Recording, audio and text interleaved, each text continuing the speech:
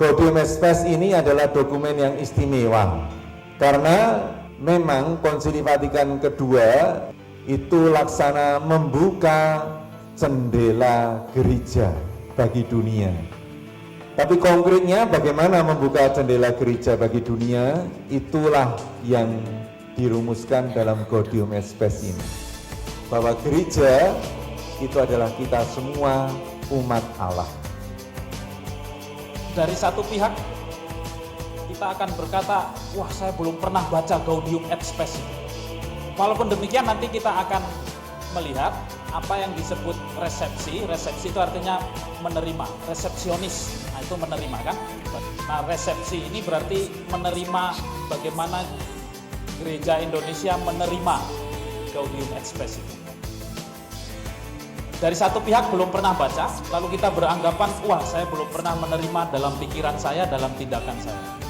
Tapi dari lain pihak, kalau saudara-saudara ikut kursus perkawinan, nah ini saudara-saudara menikmati Gaudium et Spes itu buah dari Gaudium et Spes. Kalau saudara-saudara pengusaha mulai bingung, nah saya pakai outsourcing atau tidak? Kalau saya pakai outsourcing menguntungkan perusahaan saya, bisa bersaing dengan perusahaan lain, tapi kasihan para pegawai yang atau para buruh yang direkrut dalam outsourcing. Itu juga saudara-saudara sudah kena Gaudium et Spes. Tanpa punya konsep yang tegas jelas tentang Gaudium et Spes. Kalau saudara-saudara menyanyi dengan lagu gaya Jawa atau gaya Flores atau gaya Dayak atau gaya lokal lain di Indonesia, itu juga Gaudium et Spes. Jadi dari satu pihak belum pernah baca, tapi dari lain pihak sebenarnya sudah menerima. Mengapa bisa demikian? Nah, yang diterima ini adalah sebuah hasil konsili. Apa itu konsili? Sederhana konsili itu. Konsili itu rapat atau pertemuan para wakil gereja lokal. Gereja lokal itu keuskupan, wakilnya ya uskup. Untuk membicarakan dan memutuskan dengan suara yang satu, hal-hal menyangkut iman, praktek maksudnya moral, boleh tidak menggugurkan, nah, ini moral kan, nah itu juga pernah menjadi bahan pembicaraan konsili termasuk Gaudium et Spes. Kegembiraan dan harapan, duka dan kecemasan orang-orang zaman sekarang, terutama kaum miskin dan siapa saja yang menderita, merupakan kegembiraan dan harapan, duka dan kecemasan para murid Kristus juga. Jadi dalam kalimat ini kita melihat bahwa gereja itu mau solider dengan dunia. Gaudium et Spes adalah konstitusi pastoral gereja. Dan di situ gereja menyadari dia ada di dalam dunia, dalam masyarakat. Bahkan juga lebih tegas lagi, gereja itu ada bagi dunia. Maksudnya gereja itu juga sebagai tanda kehadiran Allah bagi dunia. Saudara-saudara, kita akan memulai talkshow ini dengan semangat ini, bahwa gereja itu adalah kita semua umat Allah. Nah, yang diterima ini adalah sebuah hasil konsili. Apa itu konsili? Sederhana konsili itu. Konsili itu rapat atau pertemuan para wakil gereja lokal. Gereja lokal itu keuskupan, wakilnya ya uskup. Untuk membicarakan dan memutuskan dengan suara yang satu, hal-hal menyangkut iman. Praktek maksudnya moral. Boleh tidak menggugurkan? Nah, ini moral kan?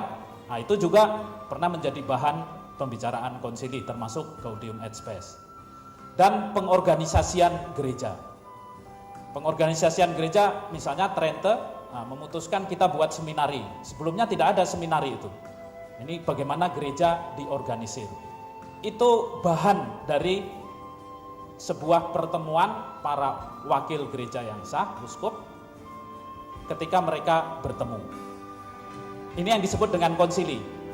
Lalu bagaimana hasil konsili itu dilanjutkan? Ini yang disebut dengan resepsi tadi. Resepsi itu sederhana artinya menerima. Tapi bukan sembarang menerima. Ini sebuah proses rohani dari sebuah gereja lokal, keuskupan, untuk menerima, mengasimilasikan hasil-hasil dari konsili dalam kehidupan mereka. Nah, ini pertama disebut proses rohani, ada roh, kata kuncinya roh.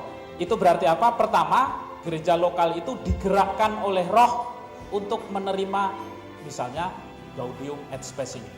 Itu arti pertama. Jadi mengapa sebuah gereja lokal menerima hasil-hasil konsili itu karena digerakkan oleh Roh Kudus. Gereja Indonesia buat lagu gaya Jawa atau gaya Sunda dan seterusnya. Itu karya Roh Kudus. Yang kedua, setelah mengetahui secara langsung atau tidak langsung sebuah hasil konsili, Gaudium et Spes, terjadi pertobatan. Misal, seorang pengusaha buka kafe dan kafenya ramai jam 3 pagi baru tutup, yang datang anak-anak muda. Lalu dia pikir, wah saya merusak anak-anak ini, merusak anak-anak orang. Gimana kalau anak-anak ini anak saya sendiri? Walaupun untung banyak, dia tutup kafe itu. Nah, ini juga menerima hasil konsili, karena ekonomi itu punya tujuan pengembangan hidup manusia menurut Gaudium et Spes. Lalu dia bertobat, wah, daripada saya merusak anak-anak, walaupun saya beruntung banyak jadi kaya, saya tutup kafe itu. Itu juga karya roh. Kemudian resepsi ini disebut penerimaan rohani, proses rohani. Mengapa? Karena yang diterima itu kebenaran-kebenaran iman. Artinya apa? Apa yang diimani oleh para rasul dahulu. Dalam kasus Gaudium et Spes itu berarti manusia dipandang dari sudut iman. Jadi dengan resepsi ini kita menerima ajaran para rasul untuk kasus Gaudium et Spes yang sudah dibahasakan kembali dengan bahasa zaman sekarang. Apa yang disampaikan oleh para uskup itu sebenarnya apa yang diimani oleh para rasul dahulu. Gereja itu tidak sekedar hanya ada saja, pokoknya ada jalan dan seterusnya. Tidak bisa begitu. Gereja baru disebut gereja kalau apa yang dia hayati, apa yang dia lakukan sesuai dengan apa yang diimani, diajarkan oleh para rasul. Mengapa demikian? Maka disebut apostolik atau rasuli gereja itu. Karena para rasul ini yang kenal Yesus, yang mengetahui apa yang diajarkan oleh Yesus. Jadi yang kita terima sebenarnya adalah iman para rasul itu tentang manusia kepada Yesus itu. Nah, ini beda kita dengan Protestan.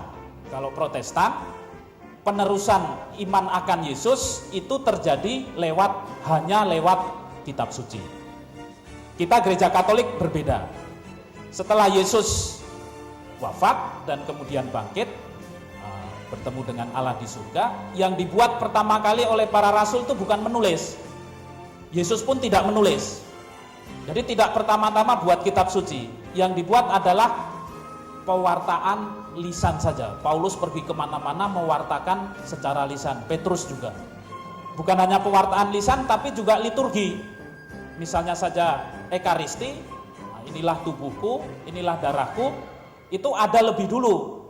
Baru kemudian Paulus mencatat dalam suratnya kepada umat di Korintus. Baru kemudian lalu Markus, Matius, dan Lukas. Tetapi semula itu praktek lebih dulu. Baru kemudian dicatat. Oleh karena itu menurut gereja Katolik, iman yang diajarkan oleh para rasul itu diteruskan lewat apa yang disebut tradisi. Artinya entah itu liturgi, entah itu disiplin gereja, hukum gereja, atau hasil-hasil konsili itu. Dan selain lewat apa yang disebut tradisi itu, atau penerusan bukan lisan itu, penerusan apa yang diajarkan para rasul yang tidak tertulis, dan menurut kitab suci. Jadi kita mendapatkan ajaran iman tentang Yesus dari para rasul itu, selain lewat kitab suci, lewat apa yang disebut tradisi. Apa itu tradisi? Misalnya liturgi kita. Kemudian konsili-konsili ini. Apa yang diajarkan oleh para uskup dalam konsili adalah iman para rasul sendiri. Nah, kalau kita menerapkan ajaran para rasul itu, lalu gereja kita bisa disebut gereja yang sejati. Tidak sekedar ada begitu saja, bersifat rasuli. Itulah mengapa resepsi penerimaan itu bersifat rohani. Digerakkan oleh Roh Kudus, menghasilkan pertobatan karena digerakkan oleh Roh Kudus, dan apa yang disampaikan adalah sesuatu yang rohani, yakni iman akan Yesus Kristus yang diajarkan oleh para rasul. Dalam Gaudium et Spes itu berarti tentang manusia. Itu yang dimaksud dengan penerimaan. Penerimaan bisa macam-macam, dari gereja yang satu berbeda dengan gereja yang lain karena situasi budaya, ekonomi, sosial masing-masing keuskupan. Kalau kita pergi ke luar negeri misalnya, di Eropa sejauh saya tahu ya tidak ada kursus persiapan perkawinan misalnya. Nah, ini khas gereja Indonesia menerima Gaudium et Spes, dan bentuk penerimaannya adalah membuat kursus perkawinan atau komisi keluarga. Ini gereja lokal yang satu menerima atau buah penerimaannya bisa macam-macam tergantung situasi gereja tersebut.